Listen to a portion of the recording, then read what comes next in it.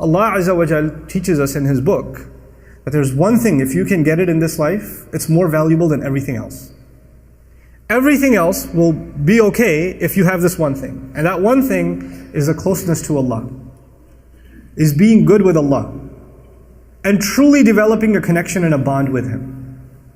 The problem with people is when life is good and only good, for a lot of people they get distracted. You go from a video game, to a movie, to checking social media status, to hanging out with friends, to a restaurant, to sleep. Allah is out of the picture. There's no Allah left. It's just you chilling. That's all there is. And then times get tough. And the friends aren't there. And the game doesn't feel good anymore. And the car doesn't look good anymore because the health is gone. When the health is gone, none of those things mean anything anymore. All you care about is, I just want to be out of this hospital bed. If I could just walk again, that'd be fine. People are bringing you your favorite food, you don't want to eat it. People want to show you a movie, you don't want to watch it. All these things that you lived for, everything that you went from A to B to C to D, all these things are gone. You don't care about none of them. Because this one blessing, Allah Azza wa Jal diminished for you a little bit. And then at that point, you have two options. If you are of these people that are on the cliff, on the edge, you can start complaining to Allah, why did He do this to me? He just didn't like that I was so happy? Or you could earn the greatest treasure you and I can ever earn. And that is a humility and a closeness to Allah. To actually realize, even when I was healthy, even when I was wealthy, even when I was doing well, everything was fine, I didn't realize even then that I was on life support. Allah was actually providing for me every moment. I didn't earn anything on my own. None of it was something that I deserved. This is why Allah Azza wa Jal will say, أُولَٰئِكَ لَهُمْ نَصِيبٌ مِّمَّا كَسَبُوا. أُولَٰئِكَ لَهُمْ نَصِيبٌ مِّمَّا كَسَبُوا. Allah Azza wa Jal will describe even fadl. وَابْتَغُوا فَضْلًا مِّنَ اللَّهِ. Not kasaba min Allah. You can't earn something. It's a favor from Allah, whatever He's given you. But you don't realize it at the time because it just comes easy. But then you start begging Allah and asking Allah and crying to Allah and praying to Allah like you've never prayed before, feeling closer to Him like you've never felt before. And then Allah heals you. And you realize those moments you had when nobody was in the hospital room, you were just by yourself, crying to Allah, were the sweetest moments of your entire life. Those were the few moments of your life that you actually had nothing between you and Allah. And those might be the moments that save you in the akhirah. That might have been the biggest gift Allah ever gave you, is those moments. But for some people who are on the edge, when times get tough, فَإِنْ أَصَابَتْهُ فِتْنَةٌ إِنْقَلَبَ عَلَى وَجْهِهِ. He turns on his face. He turns his face away. What does that mean? It means I want nothing to do with Allah. How come He abandoned me? How come He gave me a hard time? Why would He do that to me? You see, what happens to, and this is actually very easy to understand in our times, we live in a hyper-consumer society. So everything comes quickly. You want to be entertained, just open up an app on your phone. You want to buy something, just order it on Amazon, it'll show up at your door. Everything's become effortless. And everything's become instantaneous. You want something, it'll come to you. You don't have to go to it, it'll come to you. Everything's quick. We're used to getting served now. We're used to constantly getting served. And if one order of yours is 2 days late, 3 days late, you're going to give it 1 star, thumbs down, bad rating. You're used to this now. And now you make dua to Allah.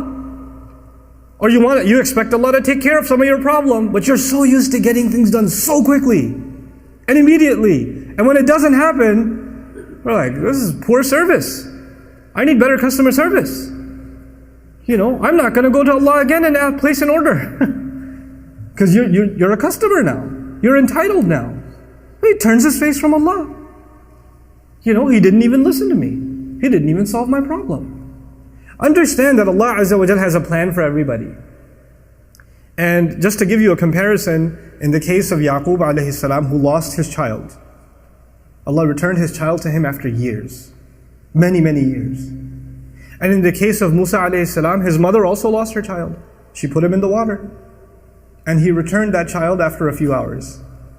Because by the time the child got hungry, the next feeding was from the same mother. Because he wouldn't drink from anybody else. What am I trying to get at?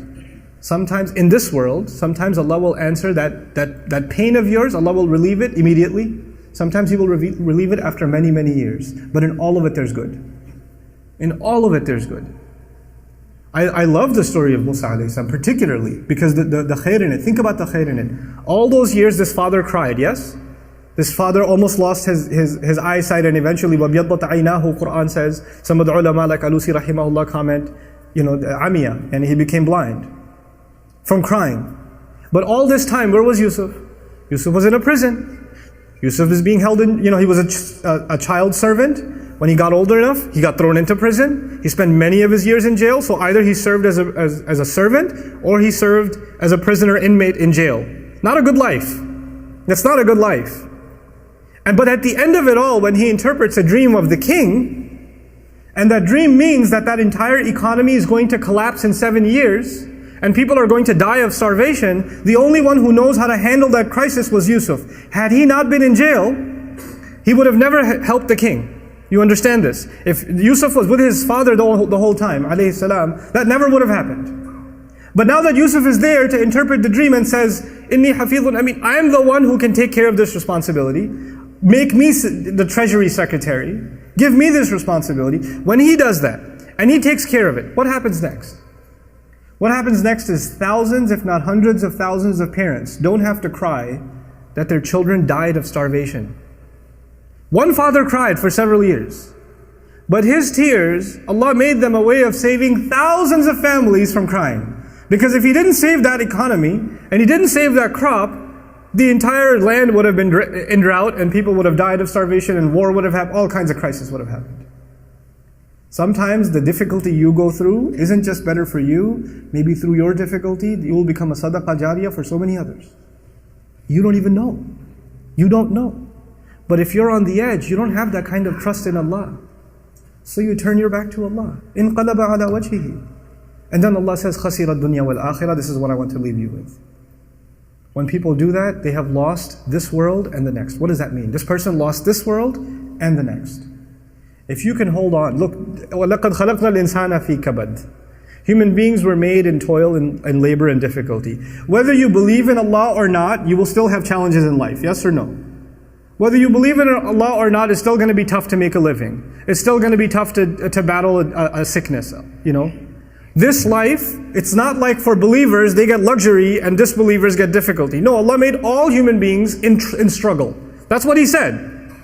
If you could go through this struggle with Iman, then you will have the best of this life. And while you are making the best of this life, you'll be making the best of the next life too. You'll get a kind of peace nobody else enjoys. You're sick and the disbeliever is sick. But in your sickness, you still find peace and they find no peace. You're in financial trouble, they're in financial trouble. Exactly the same kind of trouble, exactly the same kind of hunger, but your heart is still at ease. Allah is still giving you tranquility. Allah is still rewarding you. Allah is still protecting you, and they're miserable. You made this life worse for yourself too. And on top of that, you missed out on the next life. خَسِرَ الدُّنْيَا وَالْآخِرَةِ. This is why we ask Allah, رَبَّنَا آتِنَا فِي الدُّنْيَا حَسَنَةً. The qualification of hasana means, when you ask Allah for good things in this life, it means good on the outside and good on the inside. Good as in beautiful, tasty, enjoyable from the outside. And good for my next life. Actually good for me in the long run. Building my akhirah at the same time. This is رَبَّنَا آتِنَا فِي الدُّنْيَا حَسَنَةً. And therefore, وَفِي الْآخِرَةِ حَسَنَةً. And as a result, good in the next life. Something that's beautiful and good on the inside as well. So Allah Azza wa Jalla says He lost this world and the next. ذَلِكَ هُوَ الْخُسْرَانُ الْمُبِينُ. That is the ultimate loss. The Quran uses 3 words for loss. Allah Azza wa Jalla uses khusr. إِنَّ الْإِنسَانَ لَفِي خُسْرٍ. He uses khasaran and He uses khusran. And khusran is a masdar, sighatul mubalagha, the worst kind of loss. The worst imaginable loss. Of all the kinds of loss Allah talks about, the worst of all losses is this one. Somebody who was actually a believer and lost their faith when times got tough. And as a result, they lost this life and the next life, and they had it all. Allah had everything laid out for them. Everything was laid out for them. And so I leave you with the following. Allah Azza wa Jalla will describe الَّذِينَ يَرِثُونَ الْفِرْدَوْسِ. About believers, He says they will inherit paradise. Strange word. Allah didn't say, in many places He says they will enter paradise. But in Surah Al-Mu'minun He says they will inherit paradise. Now you know that inheritance is actually something that is handed down to you because your family owned it already. And that's actually how the Prophet ﷺ described it. Allah Azza wa Jal, literally, there's two explanations of it. Jannah was actually given to our father, Adam alayhi salam. And so already we're qualified for it. Already. So we're going to get it in mirath.